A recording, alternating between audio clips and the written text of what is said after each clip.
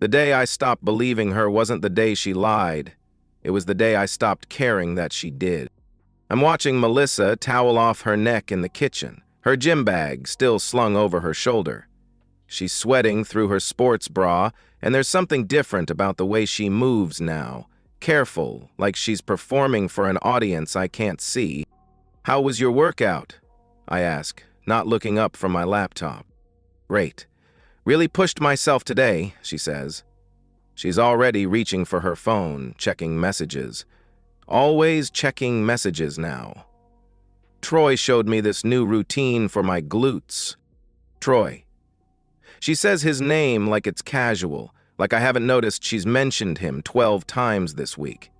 Like I haven't noticed the way her voice gets softer when she talks about him. I close my laptop and look at her. Really look. The flush in her cheeks isn't just from exercise. There's something else there.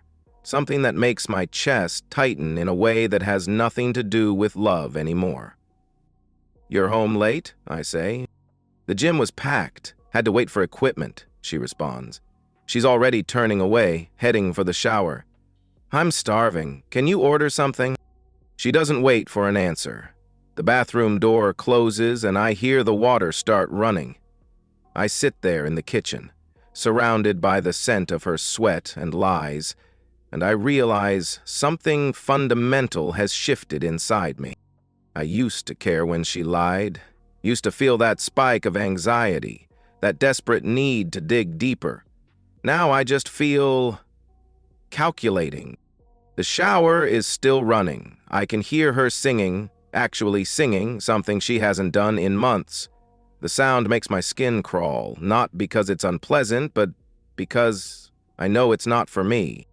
I open my laptop again and start typing. Not work emails. Research. Background check services. Private investigators. The kind of people who document things professionally, who turn suspicions into facts and facts into evidence. By the time Melissa comes out of the shower, I've already sent 3 emails. She leans over to kiss my forehead, and I let her. Her lips are dry, distracted. "You're quiet tonight," she says. "Just thinking about work," I say. "You work too much," she replies. She's already moving away, toward the bedroom. "I'm going to change and then we can order food." I watch her go, noting the way she takes her phone with her. Always takes her phone now. My phone buzzes. An email confirmation from Blackstone Investigations. "We've received your inquiry and will respond within 24 hours. I delete the email and clear my browser history. Not because I'm hiding anything, I'm past hiding, but because I'm learning. Learning to be as careful as she is, as calculated as she thinks she is. The funny thing is, I'm not angry. I should be angry. Instead, I feel something colder, sharper, something that tastes like strategy and patience and the quiet satisfaction of a plan beginning to take shape. Tomorrow, I'll hire someone to follow my wife. Tonight, I'll lie next to her and pretend I still believe in us.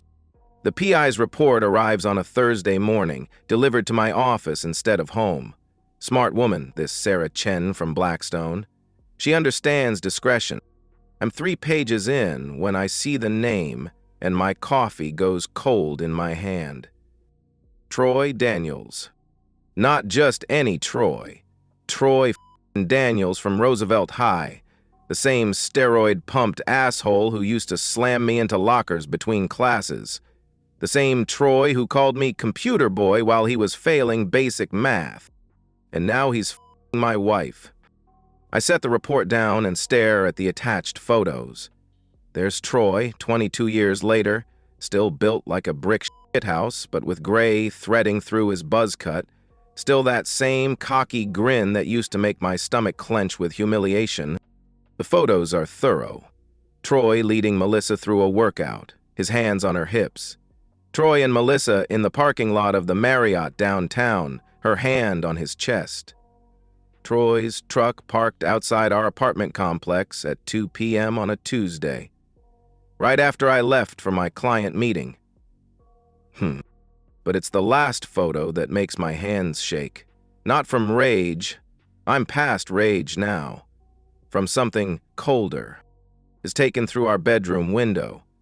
Troy's in my bed, in my sheets, and Melissa's straddling him like she's claiming territory. Her back is arched, her head thrown back, and she looks more alive than she has in months. More alive than she's ever looked with me. I close the report and walk to my office window. 15 floors below, the city hums with traffic and purpose, and people who probably don't know their high school bullies are currently dismantling their lives. My phone buzzes. A text from Melissa. Working late again tonight, don't wait up. I stare at the message for a long moment, then delete it without responding. The rage should come now. The shouting, the confrontation, the dramatic scene. That's what the old Jake would have done. But this isn't about fairness anymore. This is about Troy Daniels thinking he can take what's mine. Again. I pull up my laptop and start typing. Not an angry email to Melissa. A carefully worded inquiry to Mitchell and Associates, the law firm that handled our prenup. I need to understand exactly what I'm working with. The prenup was Melissa's idea, actually. She'd been burned in a previous relationship and wanted to protect her assets. The irony is exquisite. She's about to discover that the document she insisted on signing is going to be the instrument of her destruction. I spend the next hour researching Troy's current situation. Social media makes it easy. He's got 15,000 followers on Instagram, all watching him flex and pose. He's got a business license for Daniels Fitness Solutions that was filed 6 months ago. 6 months, right around the time Melissa joined that gym. I dig deeper. Troy's ex-wife, Rebecca, divorced him 2 years ago. The court documents paint an interesting picture. Domestic disturbance calls. Restraining order applications. A pattern of behavior that suggests Troy hasn't outgrown his high school tendency toward violence. Perfect. By the time I get home that evening, I've installed 3 new pieces of software on my computer. One tracks all internet activity on our home network. Another monitors phone usage. The third records audio from any device connected to our Wi-Fi. I'm done being the trusting husband. I'm done being the victim. The audio file arrives in my inbox at 3:47 a.m. on a Tuesday. I'm awake because I've been awake every night for the past 2 weeks, monitoring, documenting, cataloging the systematic destruction of my marriage. Sarah Chen's message is brief. Thought you should hear this. Recorded yesterday afternoon at the Marriott. I plug in my headphones and press play. God, I can't believe how good this feels, Melissa's voice says, breathless and satisfied. You deserve to feel good, Troy responds. You deserve someone who actually sees you. Jake doesn't see me anymore. He's so buried in his work. I'm like furniture to him, she continues. His loss. When we're together, when we finally do this right, he's going to know exactly what he lost, Troy replies. There's a pause, filled with intimate silence. About that, Melissa says, and something in her tone makes me lean forward. I talked to Sandra at the firm. She thinks I could take him for at least half of everything. Maybe more if I can prove neglect. Neglect? Troy asks. Emotional neglect? He works all the time, ignores my needs. Sandra says I could make a case that he's basically abandoned the marriage, she explains. My blood goes cold. The prenup. The document she insisted on. How much are we talking about? Troy asks. The apartment's worth $800K. His business is probably worth twice that, plus his investments, his $401K, all of it. He's too spineless to fight. He'll hand me the house out of guilt, she says. Troy laughs, low and nasty. Spineless? Yeah, I remember that about Computer Boy. Used to piss himself when I'd corner him by the lockers. You knew him in high school? She asks. Jake Whitmore, skinny little nerd who thought he was smarter than everyone else. I made his life hell for 2 years, he replies. And now you're f***ing his wife, Melissa says, her voice pleased, almost proud. Now I'm f***ing his wife, and she's about to clean him out in divorce court, Troy responds. They both laugh, and the sound makes my hands shake. Not from fear, I'm past fear now, from something much colder. He's so trusting, Melissa continues. So naive. He actually believes all my excuses. Last week I told him I was having dinner with my sister, and he just nodded and smiled. What happens when he finds out? Troy asks. It won't. And even if he does, what's he going to do? He's not the type to make a scene. He'll just shrink away like he always does, she answers. I remove the headphones and set them down carefully. My hands aren't shaking anymore. My mind is crystal clear, sharp as a blade. They think they know me. They think I'm still the scared kid from high school, still the trusting husband who believes every lie. They're planning to destroy me, and they're laughing about it. But they don't know about the cameras. They don't know about the audio recordings. They don't know about the prenup clause that invalidates the entire document if either party commits adultery. Most importantly, they don't know that I stopped being a victim the moment I heard Melissa whisper, "I love you too," to another man.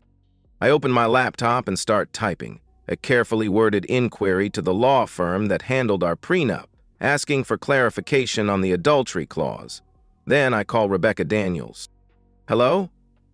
Her voice is cautious. It's 4 a.m., but she answers anyway. Rebecca, this is the person who emailed you about Troy Daniels. I'm sorry to call so late, but I think I'm in trouble, I say. What kind of trouble? She asks. Bernadette West is involved with my wife, and I think they're planning to destroy me, I explain. There's a pause. When she speaks again, her voice is harder. Where are you? We need to talk, she says. The confrontation comes on a Saturday morning in October. I'm in my home office when I hear the front door open. Jake? Melissa's voice calls out, but different, confident, commanding. We need to talk! I save my work and close the laptop. Through the window, I can see Troy's black pickup truck in our driveway. I walk to the living room and stop in the doorway. Melissa is standing by the couch, arms crossed. Troy is beside her, bigger than he looked in the photos, his thick arms covered in tattoos. Hello, computer boy, Troy says, that same nasty grin. Been a long time. Troy, I reply, keeping my voice neutral. I see you've met my wife. Oh, I've done more than meet her, he says. We've been getting to know each other very well. He puts his arm around Melissa's shoulders, and she lifts her chin to meet my eyes. Jake, we need to talk about our situation, she says. Her situation, I repeat.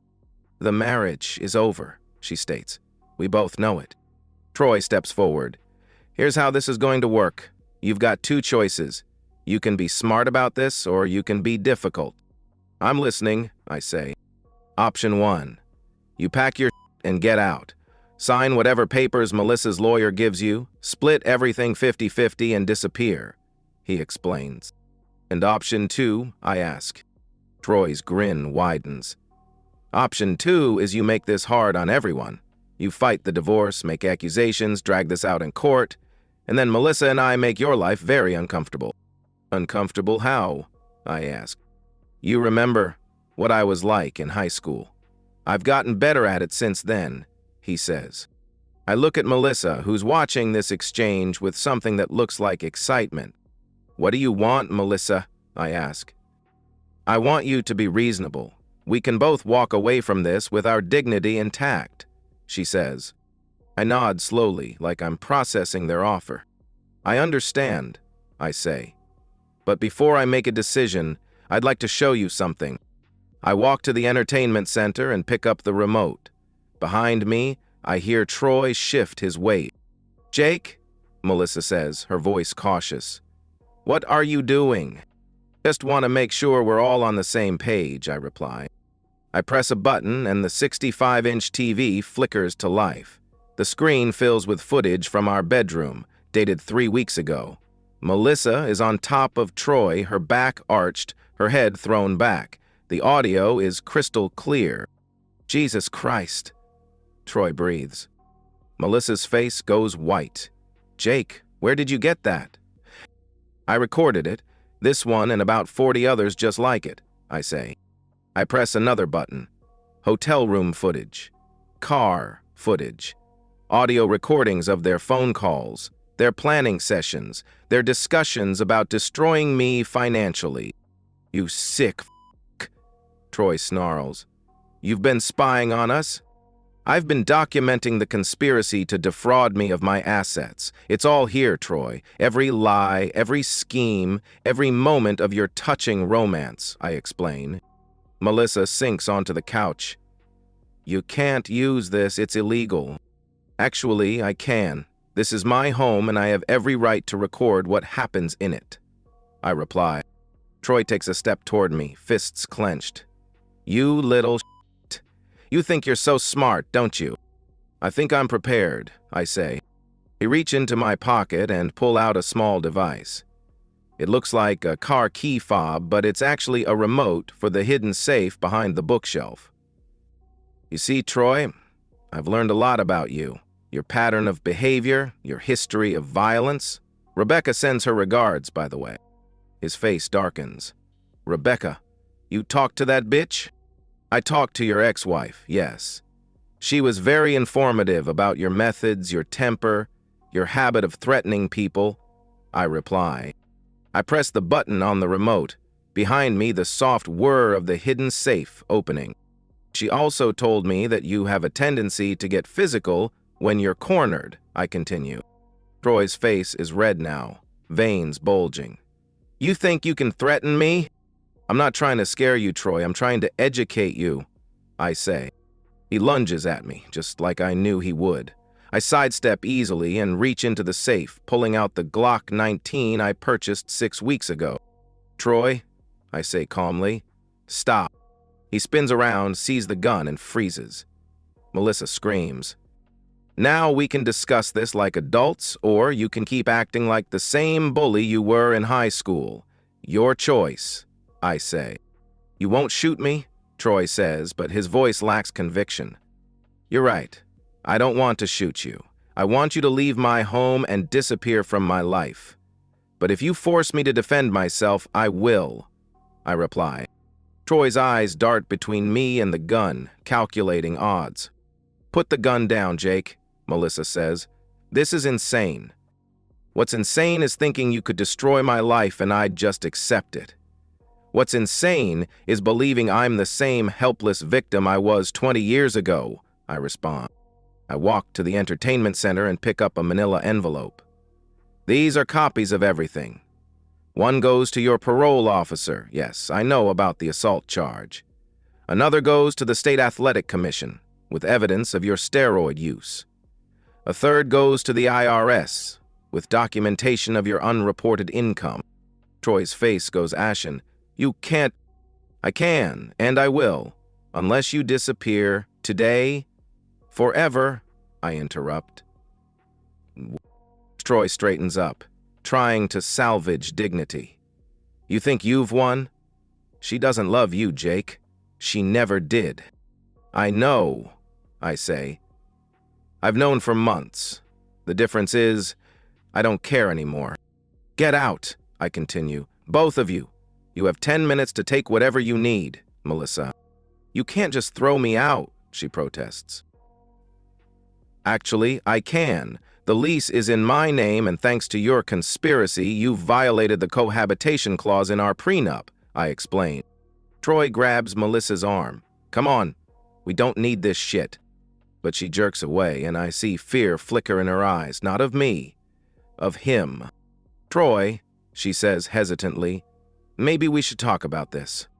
Talk about what? He's got us on tape, he's got evidence, we're f***ed, he replies. But we can still be together, she begins. With what money? You think I'm going to support you while you fight this in court? He interrupts. And there it is. The moment she realizes her knight in shining armor is just another predator. You're leaving me, she whispers. I'm saving myself, Troy corrects. He heads for the door, and after a moment's hesitation, Melissa follows. She stops at the threshold. "I did love you," she says. "In the beginning." "I know," I reply. "But love isn't enough when you're dealing with someone who doesn't know how to be faithful." They leave, and I watch through the window as they argue in the driveway, as Troy drives away without her, as Melissa stands there realizing she's lost everything. And I don't feel sorry for her, I just feel clean, like I've finally amputated a diseased limb. The divorce proceedings last exactly 6 weeks. Melissa's lawyer takes one look at the evidence and recommends immediate settlement. The recordings of Melissa discussing her plans to clean me out don't play well in family court. "Your client has no case," my lawyer tells Sandra during mediation. "The adultery clause invalidates the prenup entirely. The conspiracy to defraud opens her up to criminal liability." Melissa sits across from me, looking smaller than I remember. She's lost weight, developed dark circles under her eyes. "I'm willing to be reasonable," I say. "She can keep her car, her jewelry, her personal effects. I'll even pay her health insurance for 6 months." "Mrs. Whitmore was hoping for spousal support," Sandra says carefully. "Based on what contributions?" my lawyer asks, sliding a folder across the table. "The household expenses she ran up having an affair, the credit cards she maxed out buying lingerie for her boyfriend." Sandra reviews the documents, her face growing pale. "I need to confer with my client." They step outside. Through the window, I can see Melissa pacing, arguing with her lawyer. "She's going to take the deal," my lawyer says. "Sandra's smart enough to know when a case is hopeless." "And Troy?" I ask. "The police are interested in his business practices. Selling steroids without a prescription is still a federal crime," he replies. I watch Melissa through the glass, see the moment Sandra delivers the bad news. Her shoulders slump, and she looks at me through the window. For a moment, I see something that might be regret. They return. Sandra's face is professionally neutral, but defeated. "My client accepts the terms," she says, "but she'd like to make a statement." "I want to say I'm sorry," Melissa says, looking at me directly, "for all of it, for the lying, the cheating, the planning. I know it doesn't change anything, but I need you to know I'm sorry." "Noted," I say. I never meant for it to go as far as it did. Troy made me feel like I was worth something. I got caught up in that feeling, she continues. "You lost sight of right and wrong," I correct. "You lost sight of the fact that I was a human being who deserved honesty." She flinches. "You're right, and I'm going to have to live with that." "Yes," I say, "you are." The papers are signed 20 minutes later. Melissa walks out with nothing but her purse and the clothes on her back. 3 weeks later, I'm in my new apartment when Sarah Chen calls. "Troy Daniels was arrested this morning. Federal agents found enough steroids to supply a small army," she informs me. "How long is he looking at?" I ask. 5 to 10 years, minimum. The fraud charges are still pending," she replies. "And Melissa?" I ask. "Working at a chain restaurant? Waitressing? Living in a studio apartment," she says. I absorb this without emotion. The woman who thought she was going to destroy me is now taking orders from strangers. "Rebecca Daniels wanted me to thank you," Sarah continues. "She said you gave her something she never thought she'd have." "Which is?" I ask. "Justice," she replies. "The lake house sits on 40 acres of Wisconsin wilderness, 2 hours from the city and a lifetime away from everything I used to be. I bought it with the money from selling the downtown apartment, where Melissa and Troy thought they could humiliate me. It's been 8 months since the divorce.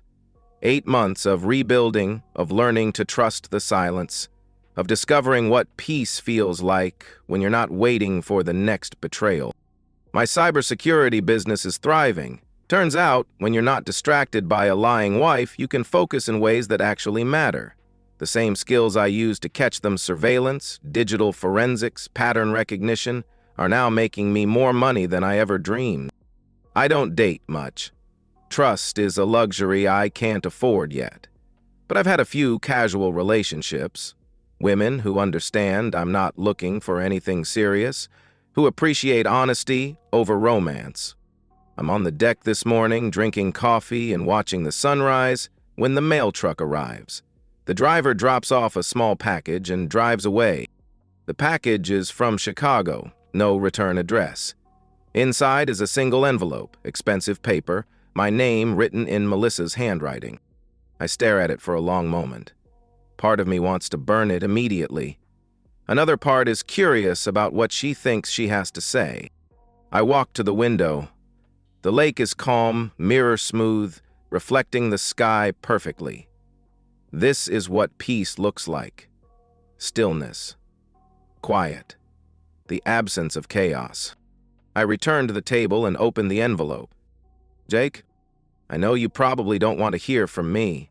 I know I don't deserve anything from you, but I need you to know that I think about what I did every single day.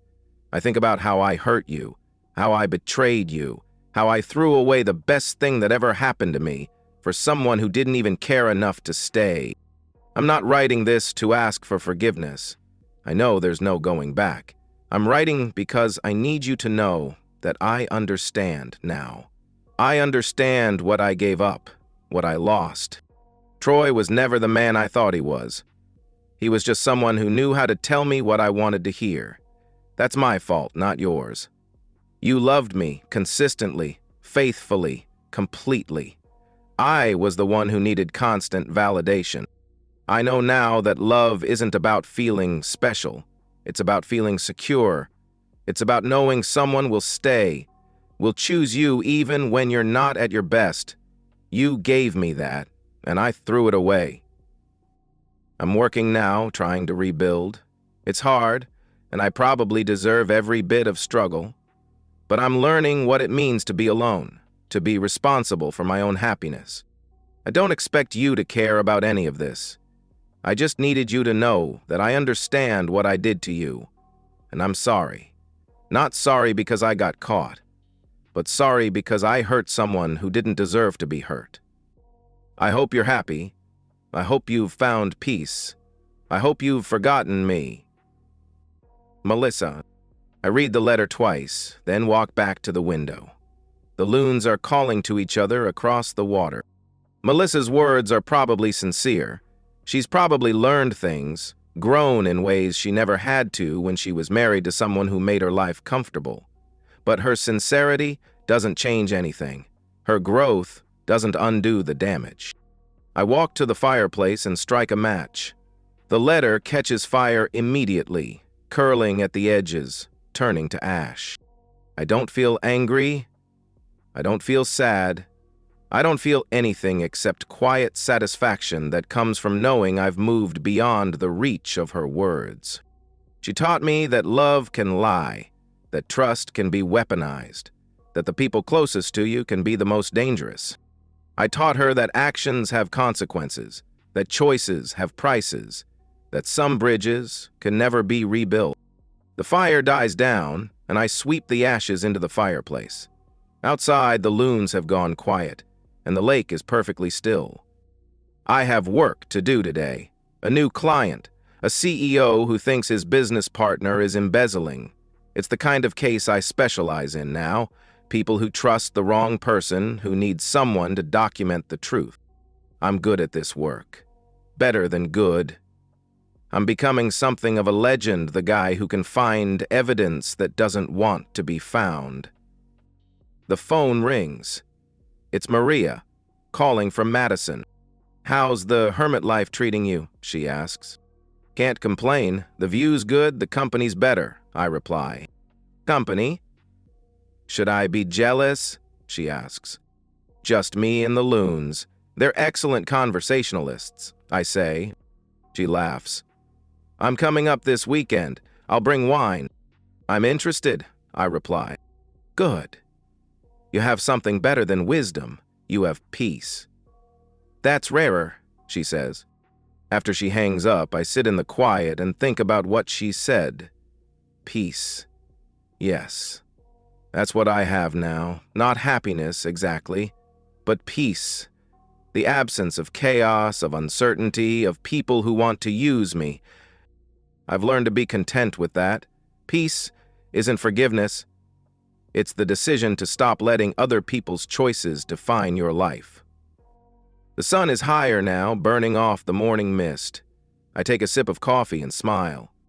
Somewhere in Chicago, Melissa is probably starting her shift at the restaurant. Somewhere else, Troy is counting down days until his trial. And here I am, in my fortress of solitude, drinking coffee and watching the sunrise and feeling something I haven't felt in years, completely, utterly free. She taught me that love can lie. I taught her that silence can scream louder than revenge. And now, finally, there is nothing left to say. And so, we've reached the end of today's story.